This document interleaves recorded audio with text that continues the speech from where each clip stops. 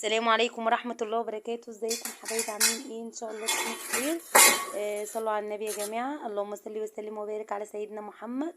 طبعا النهاردة انا عندي مشوار، طبعا بدري كده، فحبيت صراحة ان انا اعمل الغدا بدري بدري، عشان انا لما بيكون ورايا مشوار وكده وبروح مثلا او بتاخر، يعني ما اضمنش ظروفي، ممكن اتاخر، فاجي بقى يكون ميعاد الغدا عدى، او اجي مثلا هلكانه من المشوار اللي انا فيه، جاي مش مثلا عايزه استريح شويه.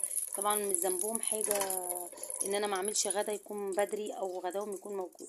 فقلت بقى النهارده اما اطلع كده سريع سريع كده. طبعا انا ما سجلت بدري او صورت بدري، بس بسجل دلوقتي. طبعا صورت وقلت بقى لما اجي ان شاء الله هسجل، فانا دلوقتي بسجل. دلوقتي بعد العيش اهو هنزله لكم ان شاء الله اول ما اخلصه على طول، اول ما منتجه كده. طبعا طلعت بقى كيس باميه كده بقى من الفريزر، قلت بقى ايه اعمل لهم باميه، من زمان ما عملتش طبيخ مسبكات كده. فقلت بقى النهارده ايه اعمل بقى باميه كده. عارفين بقى الباميه بقى واكلها بيبقى عامل ازاي. كيس بقى من الفريزر من اللي انا مفرزاه، قلت اما اطلعه ايه صراحه نفسنا ناكل باميه، واحنا بقى كمان لما بتبات من عشقها يعني. فجبت حله كده على النار وحطيت فيها بصلتين، قطعتهم بنص معلقه سمنه، ودبلت الاول تبلت البصله كده، خليتها دبلت معايا، ونزلت بقى باللحمه. بعد ما اللحمه خدت صدمه كده قلبتها تقلبتين، نزلت عليها بنص شفشق طماطم اللي انتوا شفتوه ده، صفيته. وطبعا وهسيبها بقى تتسبك. بس قبل ما اغطي بقى الغطا، عملت فصين توم كده. انا بحب بالزيت الباميه، بالزيت يعني. ادام انا هدق فصين توم. انا عندي طماطم، عندي فلفل في الفريزر، اللي هي الشطه اللي انا عاملاها في الفريزر، وعندي توم متفرز. بس بحب بقى انا اعمله فريش كده صابح كده، ادق على ايدي كده في الهون للباميه، بحس ان ريحتها بتبقى جذابه كده، وتحسي ان ريحه المطبخ كله، يعني ريحه الباميه دي معروفه كده، ما بتكون حاجتها كلها فريش. مع ان بقى ان الباميه في الفريزر، بس هوريكم دلوقتي كأن شو انتوا شفتوها في اول الفيديو، كأنك لسه جايبه الباميه دي فريش صبحه. طبعا دقيت فصين الثوم بقى لون الفلفل الاحمر بقى سبايسي كده حامي، ودقيتهم دقه كويسه، وحطيتهم بقى في الطماطم تتسبك بقى مع اللحمه كده، ايه يتسبكوا مع بعضيهم. مش قادره اقول لكم على جمال الباميه كده بالطريقه دي. طبعا وعندي بتنجان، قطعته كده تقطيع زي ما انتوا شفتوا. وقلت بقى ليه، لان عايزه اعمل بتنجان مدحرج. طبعا قلت بقى ليه، طبعا انا موطيه كده النار عاليه، هوطي بقى النار خالص عشان البتنجان من قلبه من جوه يستوي. لو انت عليتي النار البتنجان هيحروق من بره هيحمر، بس من قلبه هيبقى ني. انا عايزه قلبه يبقى زبده كده، زي تيجي تفتحيه تحسي معاكي طري كده ملبن كده. فتوطي عليه النار، انا عكسه النار، وبصوا لغايه ما احمر خالص. طبعا دقيت برده في الهون فصين توم، النهارده يوم الدق في الهون. دقيت فصين توم وقرنين فلفل احمر وقرن اخضر وبشويه ملح، وعصرت عليهم ليمونتين كده. طبعا الليمون بيدي مزازه للبتنجان، بيخليه بيوديه في حته تانية البتنجان المدحرج ده. طبعا بتفتحيه كده وبتحشي بقى الدقه اللي انا قلتلك عليها، اللي هي الثوم والفلفل والليمون والملح. احشيه اهو. يبقى انا كده ولعت على تسبيكه الباميه، وعملت البتنجان المدحرج، وهنشوف هنعمل ايه مع بعض تاني. طبعا البتنجان ده جميل جدا، بالذات كمان البتنجان بيبقى سخن لسه قلياه، تنزلي عليه بقى بالدقه دي بتشرب منه، بيبقى طعمه خطير. بص بقى كليه بقى جنب فطار بقى، جنب فول، جنب طعميه، جنب باميه.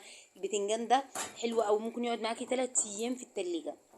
طبعا هنا ايه ببص اشوف يعني التخديعه لازم تقلبيها كده كل فتره عشان ما تلزقش منك. طبعا انا عكسه النار. وهنا الباميه كنت مطلعاها من الفريزر بقى من شويه قبل ما ابتدي ان انا الطماطم تتسبك، قبل ما ابتدي خالص طلعت كيس الباميه فك كده مع نفسه. بعد كده حطيته في المصفى، صفى ميته خالص، ونزلت بيه بقى على الايه، على الطماطم.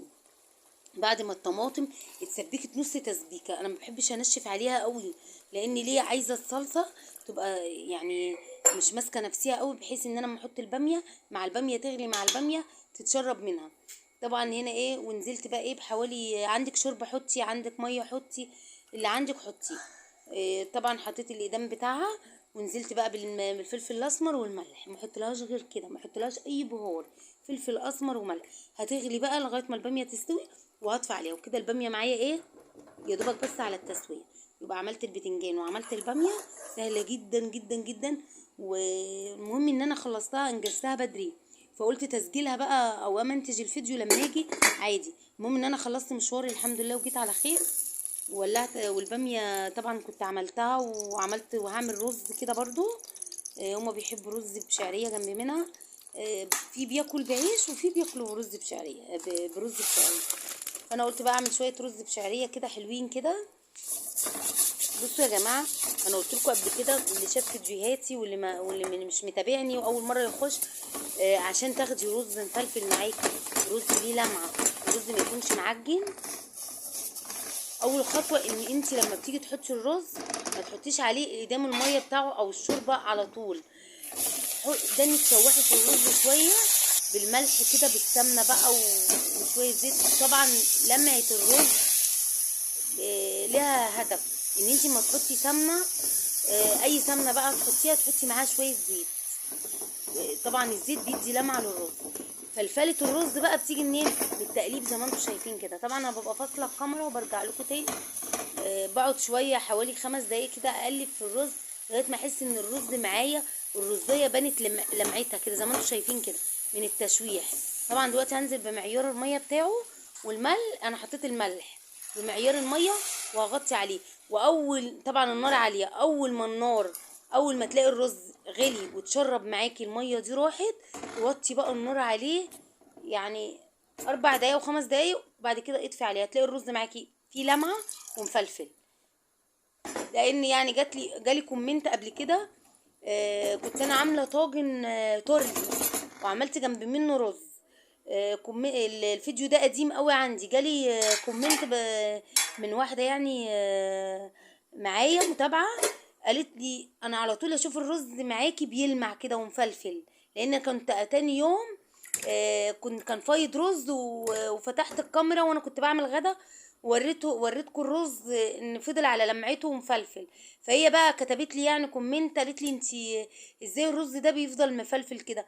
فانا بقول عشان كده ان زودي شويه زيت في السمنه. وده دايما انك قلبي فيه لغايه ما تشوحي تحسي ان الرز معاكي طلع ريحته طلعت كده. بصوا الرز مفلفل ازاي. الكاميرا كمان ظلمات التليفون بصور فيه.